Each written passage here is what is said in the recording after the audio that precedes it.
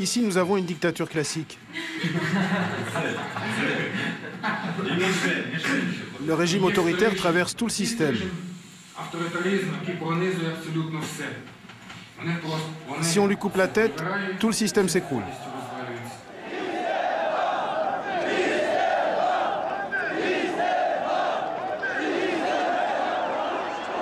Ukraine, Serbie, Géorgie, 3 fois le peuple a renversé le pouvoir en place. Les pays sont très différents, mais le scénario est toujours à peu près le même.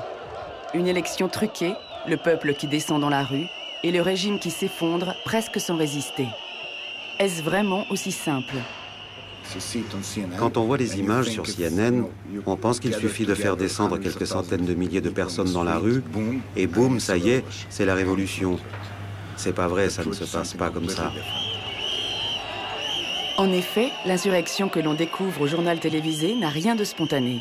Elle a été précédée de mois de préparatifs et suit une recette, toujours la même, soigneusement enseignée à quelques militants triés sur le volet.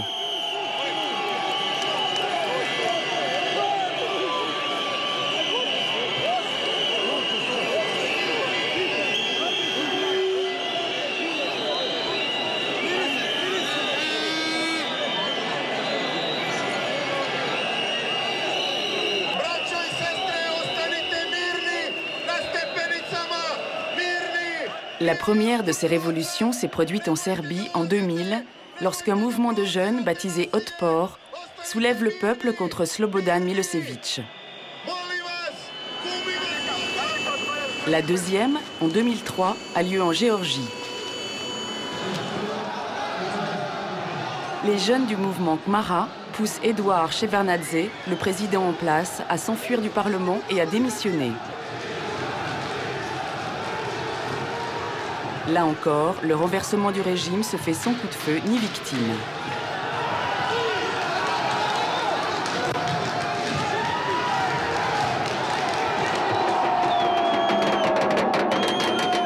Un an plus tard, c'est au tour de l'Ukraine. Au printemps 2004, des jeunes lancent un mouvement à travers tout le pays et en novembre, la révolution orange triomphe. Chaque fois, la révolution ne semble avoir qu'une seule arme. Une foule pacifique qui investit la capitale.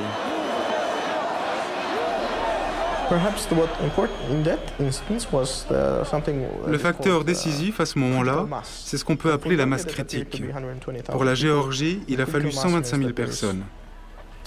À ce niveau-là, ça veut dire que tout le pays est mobilisé et qu'utiliser la force contre un aussi grand nombre de gens déterminés reviendrait à s'autodétruire. Donc c'était comme une arme, une sorte d'arme non violente. Des révolutions d'un type nouveau, rendues possibles parce que depuis la chute du mur de Berlin, les dictatures d'Europe de l'Est se sont habillées à la mode démocratique. Dans ces pays, il peut y avoir des radios ou des journaux indépendants tant qu'ils n'ont aucun impact. Et on peut avoir un parti politique à condition qu'il ne fasse pas plus de 5 à 10% des votes. Il s'agit donc d'une fausse démocratie, d'une démocratie contrôlée. Quelque chose que j'appelle une démocrature, c'est-à-dire une dictature qui se déguise en démocratie.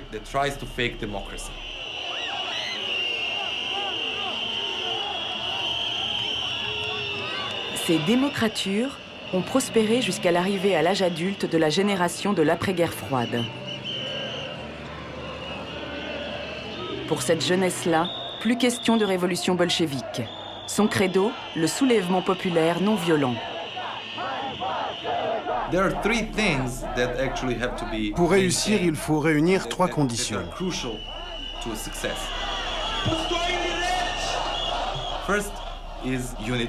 La première, c'est l'unité de tous les mouvements qui luttent contre le dictateur et le régime corrompu.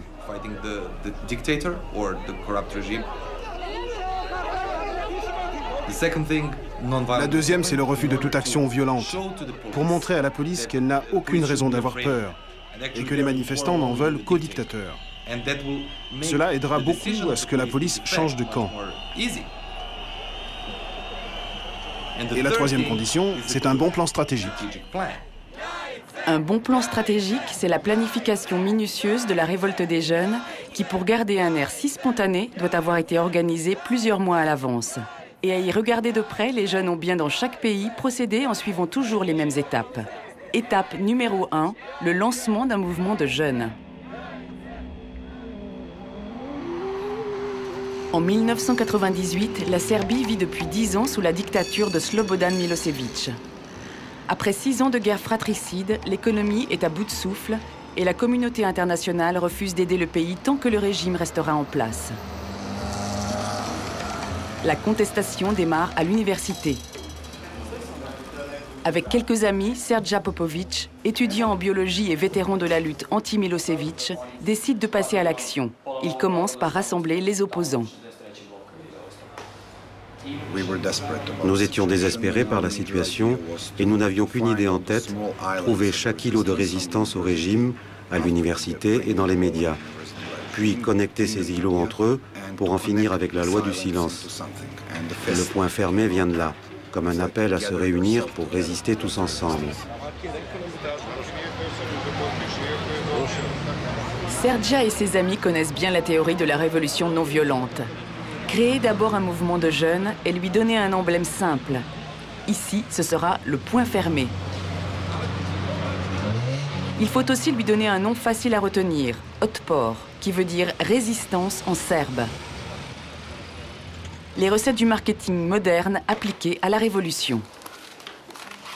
Le nom doit être court et facile à retenir. Ce sont les règles du marketing pour les ONG.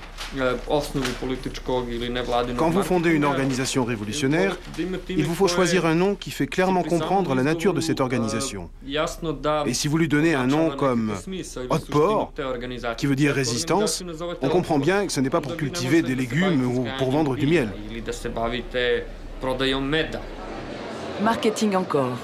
Une fois son nom lancé, le mouvement doit se positionner sur le marché politique, clairement au-dessus des partis.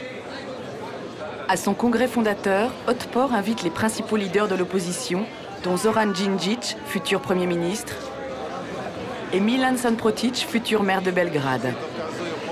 Mais ce ne seront pas les hommes politiques qui occuperont le devant de la scène. Nous savions qu'ils allaient devenir très populaires parce que les gens aiment bien les leaders jeunes et les étudiants. Otpor n'était pas un parti politique. Il n'a jamais été question qu'ils prennent eux-mêmes le pouvoir. Et nous savions qu'ils seraient formidablement soutenus par tout le pays. L'opposition a donc été presque obligée de coopérer avec Otpor. Ce n'étaient pas les chefs de l'opposition qui étaient aux commandes. C'était les jeunes. Et les jeunes, eux, ils n'avaient besoin de rien. Samim tim što smo postali najproganjanija politička grupacija u Srbiji, samim tim te sile priznale su da je Otpor i sam postao sila. Ivan Marovic, militant de longue date, s'y connaît en mise en scène. Il montre au public qu'Otpor réunit toute la jeunesse du pays. L'objectif est simple, mobiliser ses propres troupes, mais aussi faire pression sur les partis d'une opposition très divisée. Nous avons fait pression sur l'opposition pour qu'elle s'unisse. On se disait, nous n'avons pas d'autre opposition. C'est pas qu'elle soit bonne, mais c'est la seule que nous ayons. Quand on se sera débarrassé de Milosevic, on s'occupera de leur cas.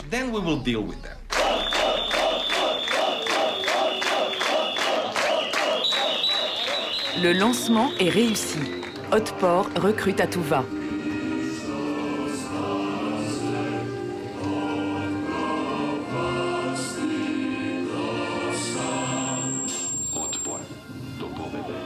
Mais le mouvement n'en reste pas moins illégal. Et l'organisation traquée par la police. Il faut donc apprendre aux nouvelles recrues à maîtriser leur peur et à faire face à la répression.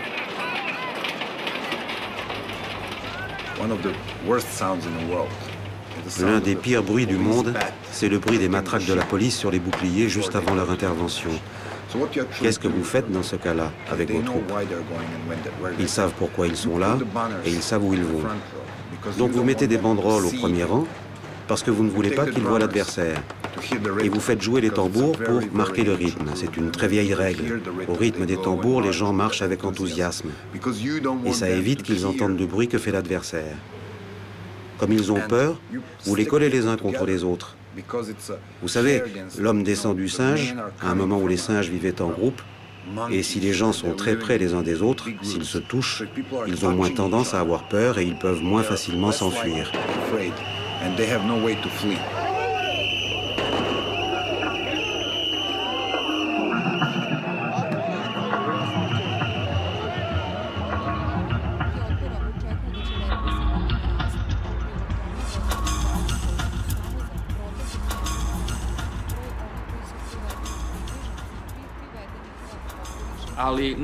La chose la plus importante, c'était de faire en sorte qu'à aucun moment, une personne arrêtée ne se sente abandonnée.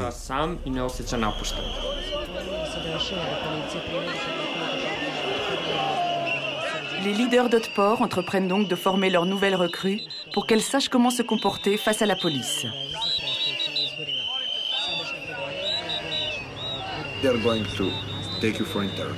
Ils vont vous interroger. Ils vous poseront 3 questions. 1. Qui dirige Otpor? 2. Comment Otpor est organisé? 3. Qui finance Otpor? Et voilà les réponses que vous donnerez. Nous avons distribué 100 000 tracts avec les réponses aux questions. Tout le monde était au courant. Quand quelqu'un était arrêté, on lui prenait sa carte d'identité, on le conduisait en cellule. Et quand l'interrogatoire commençait, on lui demandait « Qui dirige Otpor ?» Et il éclatait de rire. On n'a pas peur quand on connaît toutes les réponses. À la fin du printemps 2000, Otpor compte plus de 70 000 membres. Aucun parti d'opposition n'est aussi puissant. La réussite d'Otpor fascine. Après la Serbie, ce sera le tour de la Géorgie.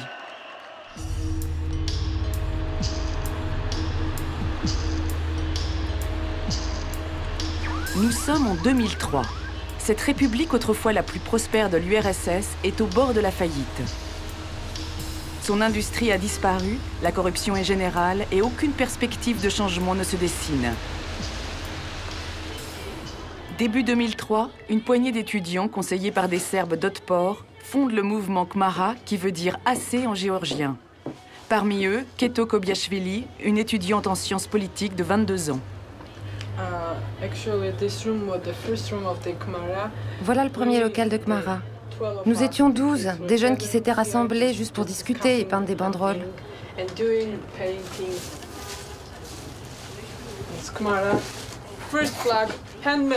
Voici la première en noir et blanc faite à la main. Nous l'avons fabriquée nous-mêmes.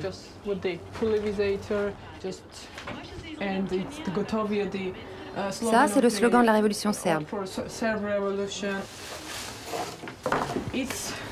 C'est de l'histoire ancienne maintenant. Ce sont nos souvenirs. Malgré leur tout petit nombre, ils parviennent à se faire connaître dans tout le pays. Pour ça, ils ont une méthode. C'était très important pour nous d'arriver à bluffer. Au début, on a tout fait pour faire croire que nous étions plus puissants que nous ne l'étions réellement.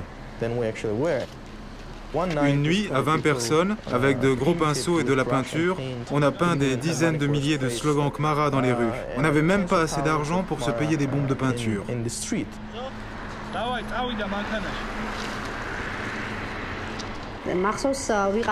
Nous étions partis dans la région de la Kakheti où quelques jeunes nous avaient rejoints. Mais ces jeunes-là n'avaient aucune expérience et ne savaient ni comment faire ni quoi faire.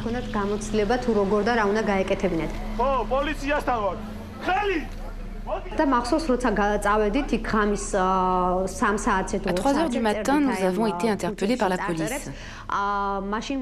Ils nous ont versé de la peinture sur la tête en menaçant de nous arrêter. Mais nous avons réussi à téléphoner à Tbilissi pour demander du renfort. Finalement, les policiers ont eu leur compte. Nous avons réussi à rentrer dans les locaux du commissariat et nous avons tagué Kmara sur les murs, sur le sol et sur leur voiture. Ces pauvres policiers se sont mis à l'abri et ne savaient plus quoi faire.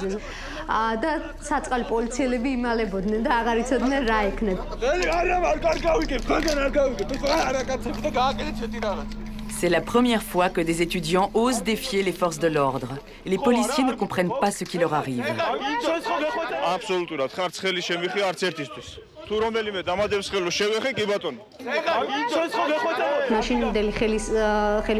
Le pouvoir a réagi. Des dirigeants politiques ont fait des déclarations du genre « Il y a un nouveau mouvement qui s'appelle Khmara et qui est financé par les Russes et les services secrets de Moscou. » C'était complètement ridicule. Ridicule, évidemment, mais quelle publicité! Cette poignée d'étudiants est propulsée ennemie du régime par le pouvoir lui-même. Le bluff a marché, Khmara est lancé.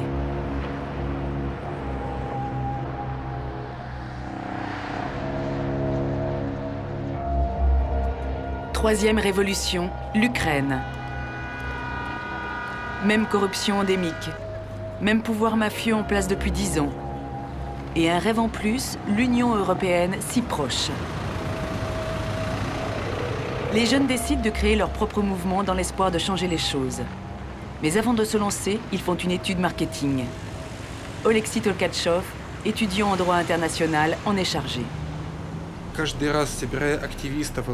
Chaque fois qu'on rencontrait des amis, on leur posait la question « Et si nous mettions en place une organisation comme Otpor, comment pourrait-on l'appeler ?»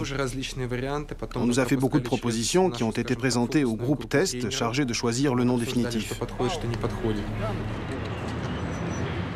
Finalement, ils retiendront un nom court et dynamique, Pora. L'une des premières à rejoindre Pora est Anastasia Bezvierka. Plus tard, elle deviendra la porte-parole du mouvement. En ukrainien, Pora signifie « il est temps ». C'était une sorte de mot d'ordre de mobilisation générale.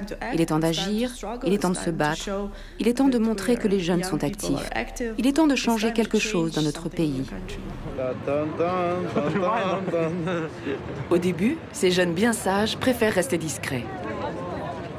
Pour tâter le terrain, ils choisissent une première action très modeste qui deviendra pourtant comme une répétition générale de la Révolution orange.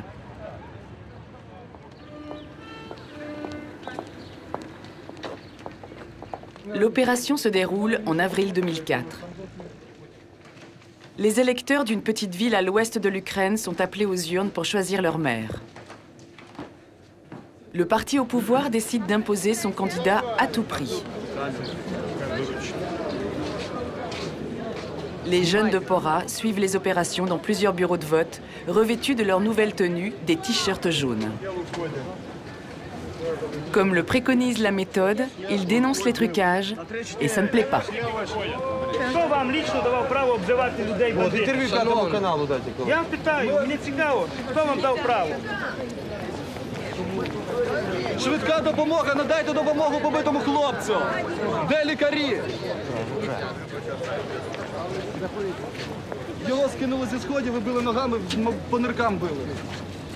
L'incident se produit au moment où les membres de Pora essaient de s'opposer au bourrage des urnes. Ils sont chassés des bureaux de vote et plusieurs bagarres éclatent.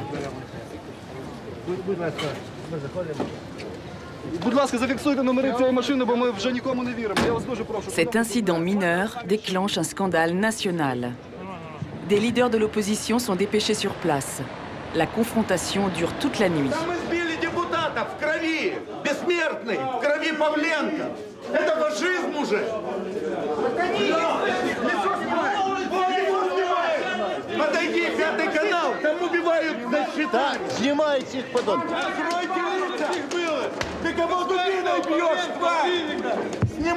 Les sbires du candidat du pouvoir s'enfuient et les autorités annulent les résultats. Du jamais vu en Ukraine. Pora a fait basculer l'élection. 8 mois plus tard, ils répéteront l'opération en grand et dans tout le pays. Mais d'ici là, il faut tenir. Impossible sans argent, dit la méthode. C'est la deuxième étape, trouver des financements. Seule solution, obtenir des subventions auprès des fondations occidentales. À Kiev, en décembre 2005, ces fondations sont réunies pour coordonner leur soutien aux militants de la démocratie de l'ex-URSS. Parmi les figures clés, un Slovaque, Pavol Demeš, ancien ministre des Affaires étrangères. Il est l'un des dirigeants du German Marshall Fund, une fondation américaine. Il a participé au financement de presque tous les mouvements révolutionnaires en Europe de l'Est. Il ne faut pas croire que les donateurs viennent dans le pays, trouvent n'importe qui dans un bar ou dans la rue et lui donnent de l'argent en lui disant « va faire quelque chose, nous voulons une révolution démocratique ». Ce serait trop facile. Qu'il s'agisse de mécénat privé ou de financement public, les Américains dépensent chaque année des millions de dollars pour ce qu'ils appellent eux-mêmes la promotion de la démocratie. Dans cette assemblée, l'homme le plus courtisé est donc américain et s'appelle Bruce Jackson. Il préside une fondation qui, à Washington, fait du lobbying pour le compte des jeunes démocrates de l'Est. Nous nous occupons d'éducation, légalement parlant. Et j'ai le regret de le dire, mais nos hommes politiques sont très mal informés. Le premier sénateur à qui j'ai parlé des pays qui pourraient entrer dans l'OTAN a dit « Ah oui, je vous soutiens totalement, mais au fait, qui est déjà dans l'OTAN » Il ne savait pas. Alors, quand un premier ministre, un combattant de la liberté ou un intellectuel vient nous voir, nous organisons un dîner avec des journalistes, des gens de la Maison-Blanche et du Sénat. Bien sûr, nous voulons mieux les faire connaître. Ces mouvements doivent apprendre à rédiger des dossiers de subvention. Ils ne doivent pas dire « Ok, donnez-nous de l'argent, nous savons quoi en faire ». Non, ça ne marche jamais comme ça. Chaque donateur, que ce soit une fondation, une ambassade ou l'Union européenne, a des règles et des procédures très strictes et ce ne sont jamais les mêmes. Pour ça, nous avions un centre de coordination, un groupe à Kiev dont je faisais partie. Nous montions des dossiers de demande de subvention. Nous en avons écrit beaucoup et très peu ont été acceptés. Mais on continue à le faire parce que c'était important. Anastasia et ses amis ont bien assimilé la méthode. Et dès le lancement de Pora, ils obtiennent leur premier millier de dollars. On organisait des concerts pour les jeunes, on distribuait des tracts, on cherchait à développer un réseau régional. Toutes ces activités, les premières de Pora, ont été financées par des subventions. Des subventions accordées par le German Marshall Fund, par Freedom House et quelques autres institutions. Quand on a appris que la fondation anglaise Westminster proposait de subventionner une campagne d'éducation civique en Ukraine, nous avons cherché à bâtir un projet pour faire venir des formateurs serbes et biélorusses, soi-disant pour faire de l'éducation civique, alors qu'en réalité, nous voulions seulement qu'ils viennent nous donner des conseils pratiques sur la meilleure façon de faire la révolution.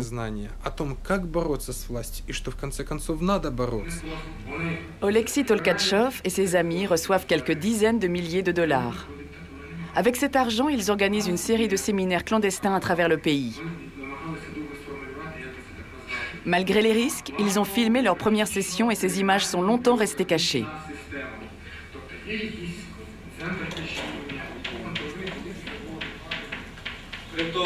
C'est la troisième étape de la méthode, former les militants. En ce printemps 2004, Pora organise une dizaine de séminaires pour enseigner aux jeunes le b.a.-ba de l'action pacifique.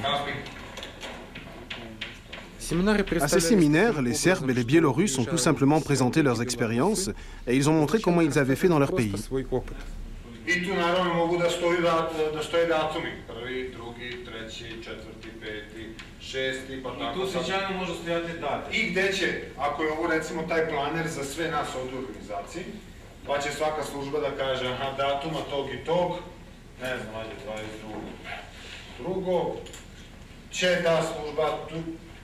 Biće akcija na ulici ta i ta i tako, znači, svaki dan unutar kampanje da bude popunjen. Пресова служба одразу ж ставить інформацію на веб-сайт, коли це потрібно, і інформує средства масової інформації по тим спискам, які я показую.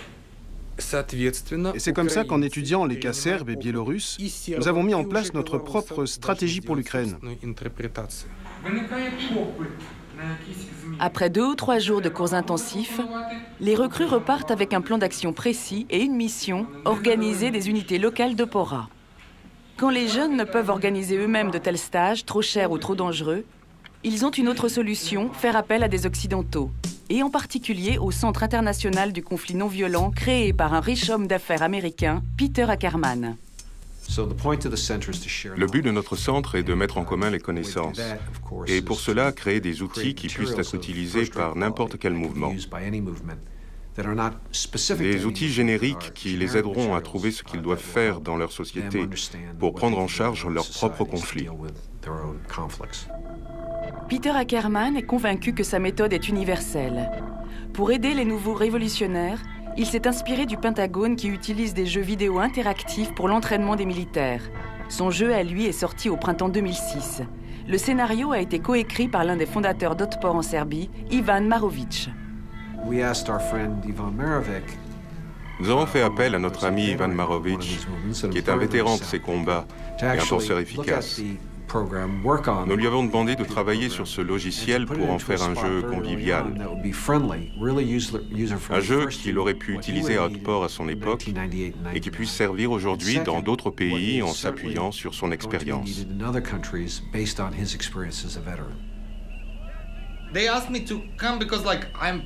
Ils m'ont fait venir parce que je suis un dingue d'ordinateur et que j'ai aussi l'expérience des luttes non violentes. Ils voulaient un jeu qui permette aux joueurs de définir et d'affiner une stratégie qu'ils pourraient appliquer dans le monde réel, après l'avoir testé sur l'ordinateur. Par exemple, si le joueur veut recruter des nouveaux militants, le jeu lui propose une solution, organiser un concert de rock. Après que ce concert grandiose ait éveillé l'esprit de résistance contre l'oppression, les militants se sont dispersés calmement, mais avec un enthousiasme renforcé pour la cause. Voici donc un jeu où il faut renverser un dictateur au pouvoir depuis plus de 20 ans. Mais nous avons aussi un scénario dans lequel on doit défendre le droit des femmes. Et comme ça, les joueurs pourront créer leur propre scénario, mettre les vraies cartes de vrais pays, télécharger les vraies photos de vrais hommes politiques et mettre tout ça sur le net. Et nous ne savons pas du tout ce qui se passera quand on mettra de tels scénarios sur le net. Parce que tout ça sera complètement incontrôlable. Mais la révolution, la vraie, n'est pas virtuelle. Après les stages ou les jeux, il faut passer à l'action. Ridiculiser et dénoncer le régime. C'est la 4e étape de la méthode. Cela demande du courage et beaucoup d'imagination. À ce stade, le rôle des jeunes est essentiel, parce qu'ils sont les seuls à pouvoir réveiller la société. La police arrêtait toutes nos livraisons et confisquait notre matériel. On ne pouvait plus distribuer nos t-shirts ou nos tracts. Un jour, on s'est dit, OK, piégeons-les. On a annoncé une nouvelle livraison. Et nous avons apporté une demi-douzaine de cartons vides, en faisant croire qu'ils étaient lourdement chargés.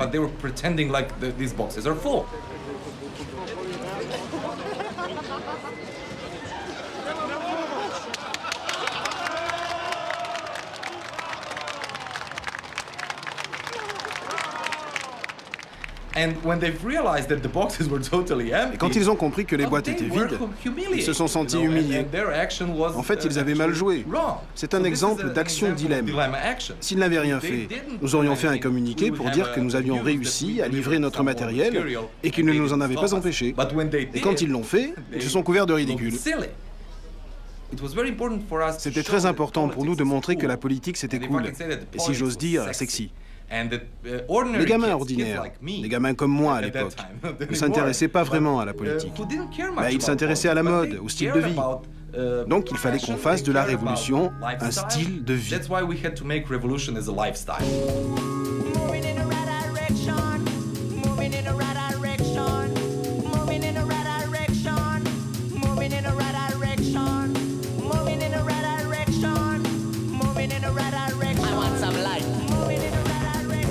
First thing, I want some light. Not easy to follow in the darkness. All right? Parvenir à faire la une des télévisions ne s'improvise pas. Il faut savoir utiliser, parfois même manipuler les médias. À ce jeu-là, les Géorgiens sont passés maîtres. Nos actions ont toujours été mises en scène. Le plus important, c'était de permettre aux journalistes de faire un bon reportage. Il fallait donc réaliser de belles actions visuellement fortes.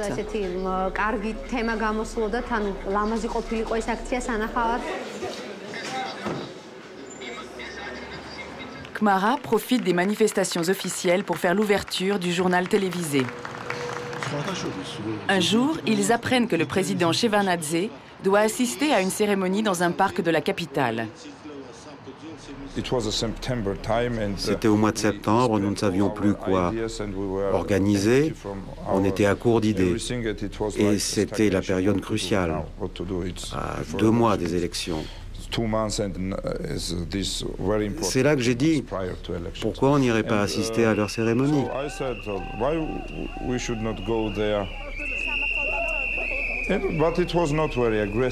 Tout était calme jusqu'à ce que la police nous tabasse. Et au journal télévisé, il n'y en avait plus que pour cette histoire. Leur cérémonie avait été oubliée.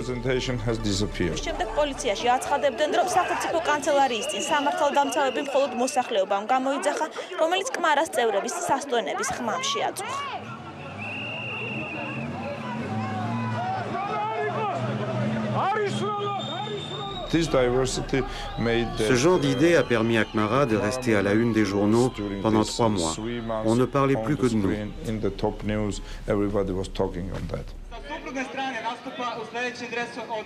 Pour rester à tout prix à la une des médias, la méthode propose un large éventail de scénarios. Par exemple, utiliser des stars pour attirer les foules. Comme ici à Belgrade, où les footballeurs les plus célèbres improvisent un match de soutien à Otpor.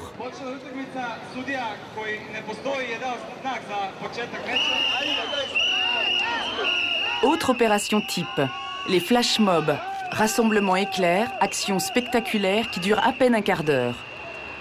En Géorgie, une nuit d'été, les jeunes de Kmara se couchent au milieu de la rue principale de la capitale pour dénoncer la corruption qui écrase le pays. C'est un théâtre de rue permanent. Il faut innover sans cesse. Marteler sans relâche le même slogan « Le dictateur doit partir » et tenir jusqu'au jour J, le jour des élections.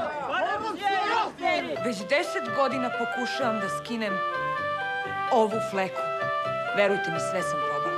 Menjala sam programe, mašine, deterđente i... Sada se pojavila nova mašina. Ona ima odličan program koji pouzdano, sigurno i nepovratno skida ovu i slične mrlje. Dozvolite mi...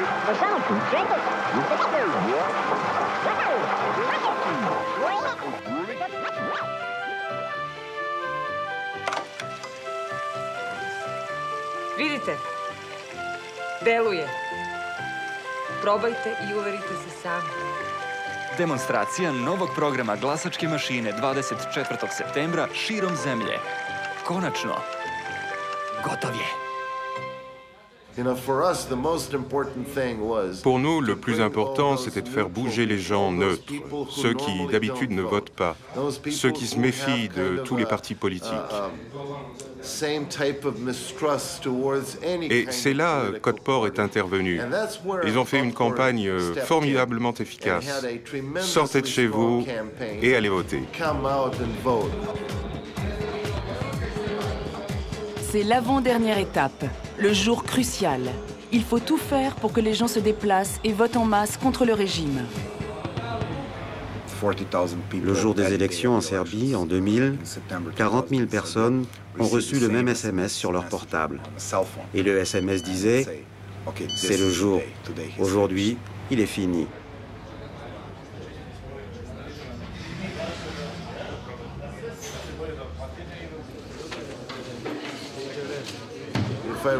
Si je me souviens bien, lors de ces élections de septembre 2000, il y a eu un taux de participation de l'ordre de 70%, ce qui pour la Serbie était un chiffre incroyablement élevé.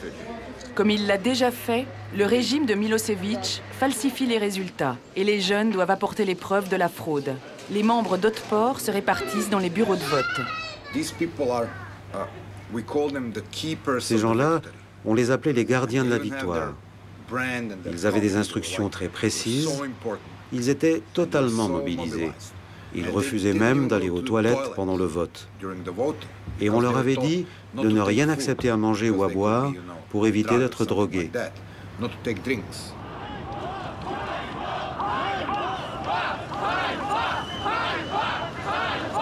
En Ukraine, les militants de Pora risquent leur vie pour dénoncer cette fraude et se couchent sous les roues des bus qui transportent les faux électeurs.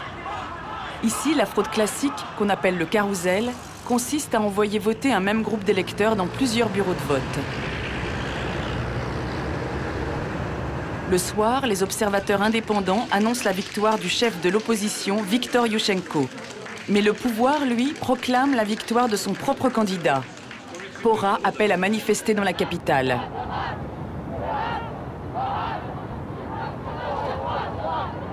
C'est le moment clé, l'étape ultime.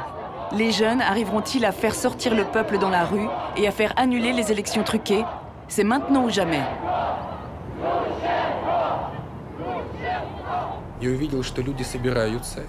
J'ai vu les gens commencer à se rassembler. À 9 h du matin, il y avait déjà 30 à 50 000 personnes. Il était clair que tout ce monde ne pourrait pas tenir jusqu'au soir. Ils avaient froid, il n'y avait pas de café, pas de chauffage, rien. Pour retenir la foule sur place, les leaders de Pora ont tout organisé. Ils montent des centaines de tentes sur l'avenue principale de Kiev. Ils en ont les moyens financiers puisque depuis quelques semaines, ils ont reçu une aide massive des fondations occidentales. L'un de leurs financiers, Pavol Demech, se rend sur place. Je suis allé sur le terrain où j'ai rencontré plusieurs de mes amis. Ils étaient en train de construire une ville de tentes. La situation était irréelle. On aurait dit qu'ils avaient tout planifié à l'avance. Ils étaient à la fois très organisés et très courageux.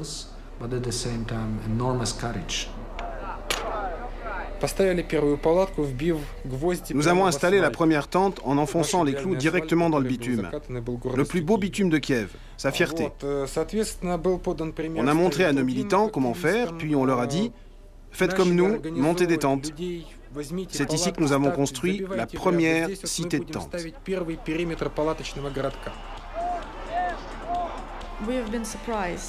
On a été surpris par le nombre de gens qui nous avaient rejoints. Quand nous avons vu que tout Kiev nous soutenait, nous avons compris qu'en fait, tout le pays était derrière nous. La mobilisation a réussi. Le lendemain, le centre de Kiev est occupé par 1 million de manifestants. Mais le pouvoir refuse toujours de reconnaître la victoire de Yushchenko et déploie les forces de l'ordre dans la capitale. C'est un cas de figure prévu par la méthode. Il faut tout faire pour retourner la police.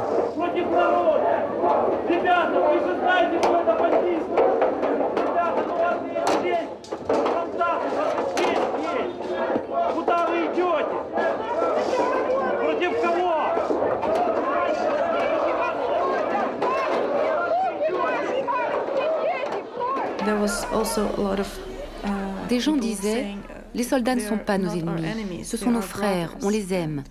C'était très émouvant pour les soldats.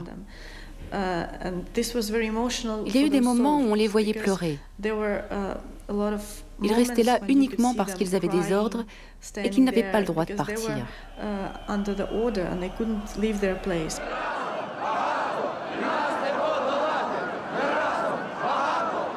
C'est le moment de porter le coup final.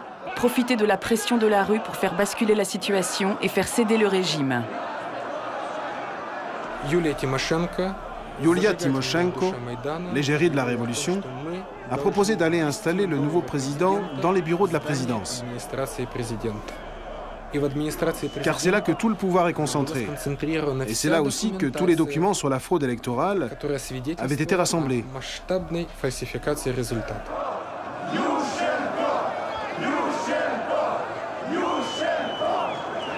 Les forces de l'ordre laissent passer une délégation conduite par Yulia Tymoshenko. Mais aucun jeune de Pora n'est autorisé à franchir les barrières. Il ne joue plus les premiers rôles. Les politiques prennent la main. Après 2 heures de négociations, Yulia Tymoshenko sort du palais présidentiel et annonce la nouvelle que tout le monde attend.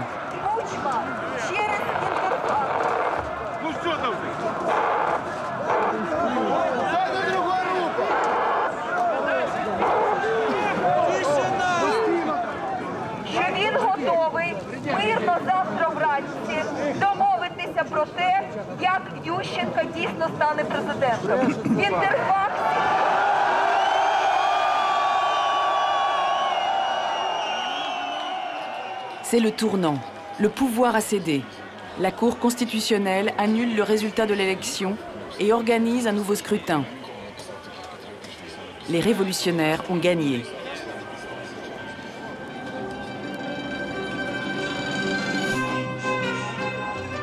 Serbie, Géorgie, Ukraine, ça a l'air si simple. On monte un mouvement de jeunes, on suit à la lettre les étapes de la méthode et quelques mois plus tard, c'est la victoire. La révolution serait donc un jeu d'enfant? Le mode d'emploi marche-t-il à tous les coups? La révolution orange a fait rêver le monde. Et partout, on cherche à l'imiter. Ici aussi, en Azerbaïdjan, ancienne république soviétique du Caucase. Nous sommes le 2 novembre 2005, 3 jours avant les élections législatives. Le clan Aliyev gouverne le pays d'une façon quasi féodale depuis plus de 30 ans. L'économie est gangrénée par le clientélisme et la corruption. Il y a 7 mois, les jeunes ont créé un mouvement révolutionnaire. Ils ont choisi la couleur orange et le nom Magam qui veut dire « c'est le moment ». Ensuite, comme la méthode le recommande, ils ont fabriqué leur matériel promotionnel.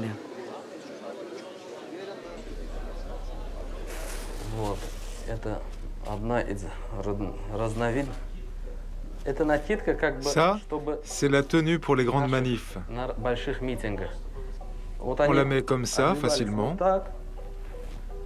C'est pour éviter aux militants d'avoir à la porter en dehors de la manif. Là, c'est Magam, notre logo. On les a coupés et on a demandé aux filles de les coudre.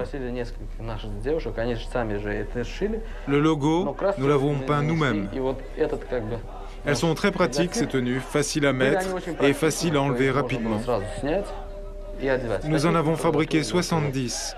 Et dans la semaine, nous avons fabriqué 45 drapeaux. Tout ça fait à la main.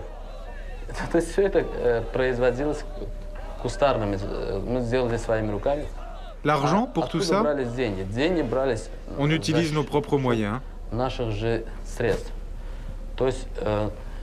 Nous avons créé une caisse clandestine. On l'appelle notre syndicat. Une cinquantaine de militants y participent. Ils mettent $10 par mois. Zaour, par exemple, a vendu son téléphone portable. Et nous venons de vendre l'ordinateur portable que nous avons acheté à crédit. Leur financement est dérisoire. Dès la 2e étape, celle des subventions, ça a bloqué. Magam a présenté des demandes à plusieurs fondations occidentales, mais à chaque fois, elles ont été refusées. Ils savaient très bien que c'était notre ONG, mais ils avaient peur. Ils nous fuyaient comme la peste, en disant que leur budget était déjà consommé. Et puis, plus rien. C'est une bonne question. Le résultat était ambigu. Il est sûr qu'il y a des gens à Washington qui se sont demandé si l'opposition était vraiment l'opposition. Quand on pense au soutien de l'Occident aux Serbes et aux Ukrainiens, on s'interroge. La situation en Azerbaïdjan a quelque chose de différent. Ici, le pétrole coule à flot. Les compagnies occidentales ont signé de gros contrats avec le président Aliyev. Et à Washington, à Londres ou à Paris, on considère que cet autocrate est le garant de ces accords stratégiques.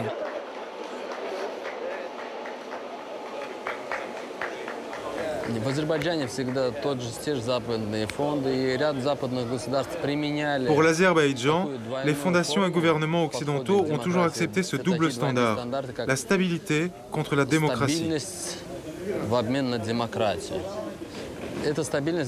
La stabilité, c'est quelques multinationales qui veulent protéger leurs intérêts pétroliers. Et elles ne veulent pas prendre de risques. Tout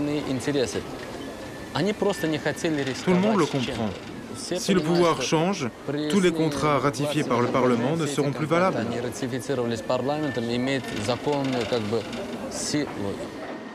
Sans argent, les jeunes ne se découragent pourtant pas. Suivant toujours la méthode, ils mènent des actions de rue et défient le régime. Mais le pouvoir a appris à se défendre et a interdit les télévisions indépendantes. Et quand il n'y a pas de médias libres, tout devient plus dangereux pour les révolutionnaires. Il ne leur reste que des opérations éclairs et clandestines. À la veille des élections, les jeunes n'ont plus le choix. Pour distribuer leurs derniers tracts, ils doivent agir seuls la nuit et aussitôt disparaître.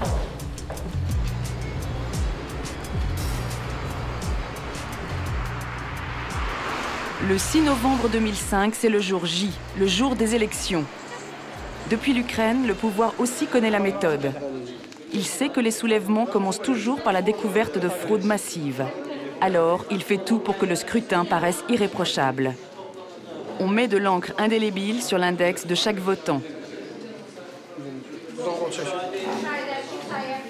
On affiche la liste complète des électeurs. On organise des sondages sortis des urnes et on déploie des observateurs de tous les partis. Mais en coulisses, la fraude est toujours là. À midi, Turkay, un des militants de Magam, commence à recevoir les premiers signaux d'alarme. Il y a beaucoup d'infractions. Certaines sont des fraudes mineures, mais il y a aussi des problèmes graves. Je ne sais pas encore comment ça se passe chez les autres, mais dans mon secteur, il y a beaucoup de fraudes.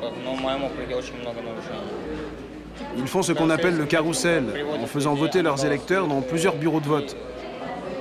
D'autres votent sans papier d'identité, ou alors c'est la police qui empêche nos observateurs de travailler.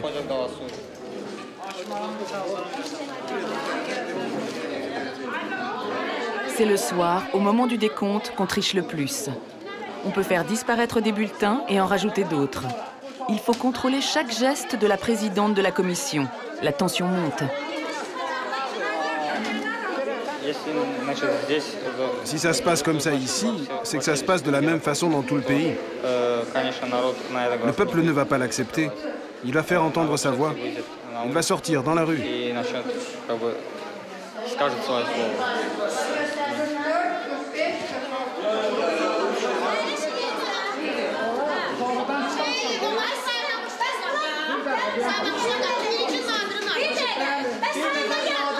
Les jeunes ont réussi les premières étapes. 2 jours après le scrutin, la révolution semble être lancée. Pour protester contre les fraudes, l'opposition appelle à une grande manifestation. Le pouvoir a bouclé les entrées de la ville. Pourtant, près de 50 000 personnes venues de tout le pays réussissent à passer. Pour l'instant, tout marche selon les plans.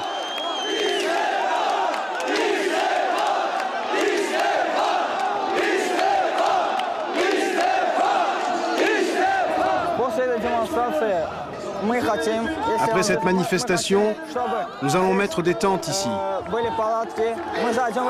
Et nous y resterons jusqu'à ce que le pouvoir s'en aille.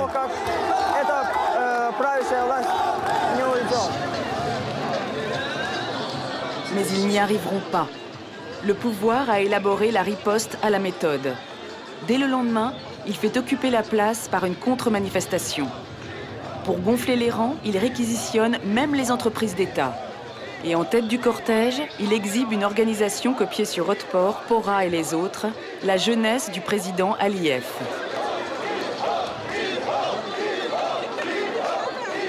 Le pouvoir joue habilement.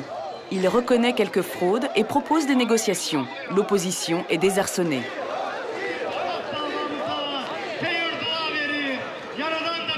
Après plusieurs jours d'hésitation, elle décide de continuer l'action. Son leader propose d'installer, comme en Ukraine, un campement permanent.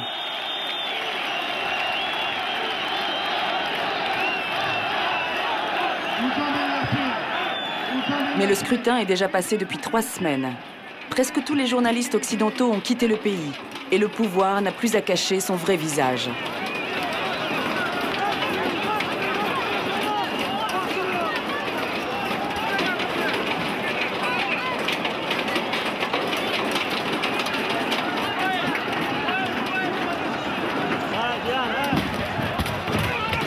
400 manifestants et plusieurs journalistes locaux sont blessés. Plusieurs dizaines sont arrêtés. C'est la fin du soulèvement. La révolution n'aura pas lieu. L'Azerbaïdjan n'est pas l'Ukraine. Les forces de l'ordre sont restées fidèles au régime. L'enthousiasme des jeunes n'a pas suffi.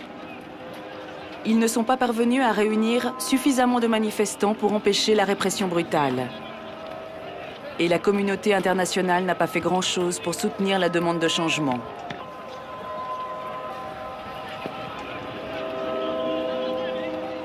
Après l'Azerbaïdjan, chaque tentative de révolution a échoué. En décembre 2005, au Kazakhstan et 4 mois plus tard, en Biélorussie. Les autocrates de l'ex-Union soviétique ont tous appris la méthode et savent désormais la contrer.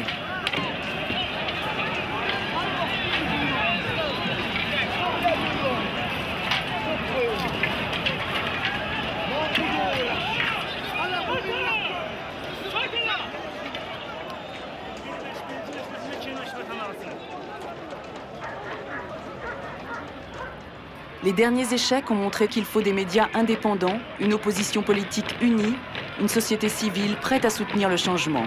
Et tout devient plus simple lorsque l'Occident se range clairement du côté des révolutionnaires. Ces échecs ne découragent pas les jeunes militants. Ils restent convaincus que seuls peuvent faire basculer le régime. En Azerbaïdjan, ils préparent déjà l'élection présidentielle de 2008. Nous avons acquis le savoir-faire et l'expérience dont nous avions besoin et nous avons compris nos erreurs. Tout ce que le pouvoir peut faire, c'est assassiner l'un de nous. Ce n'est pas grave. Cela déclencherait une crise. On en a déjà parlé avec les autres. On mourra tous un jour. En tout cas, nous ne nous coucherons pas devant le pouvoir comme la plupart de nos concitoyens. Nous préférons laisser une trace dans l'histoire de notre pays. Nous n'avons plus rien à perdre. Nous avons commencé une guerre, nous sommes au point de non-retour. C'est tout.